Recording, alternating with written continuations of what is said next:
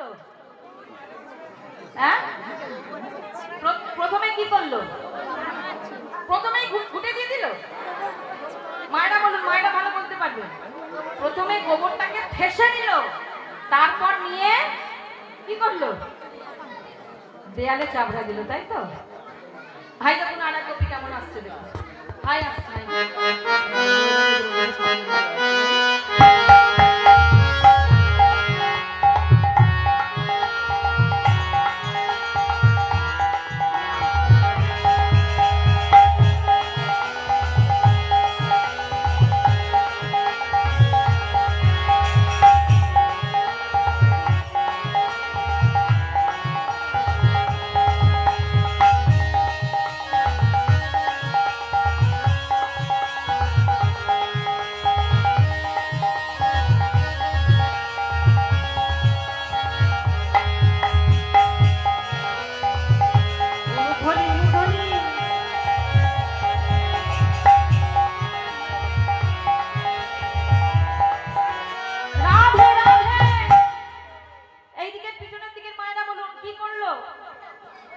প্রথমে কি করলো?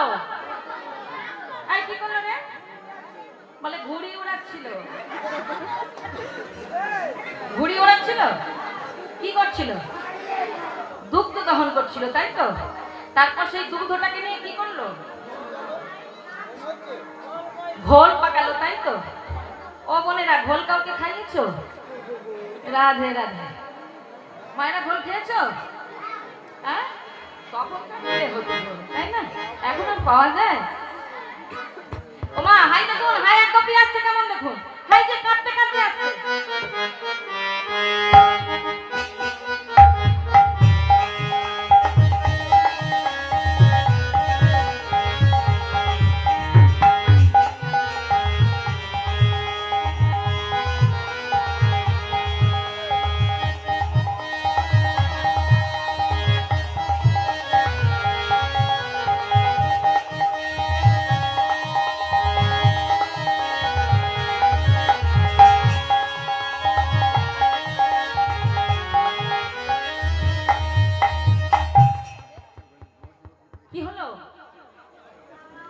কি হলো?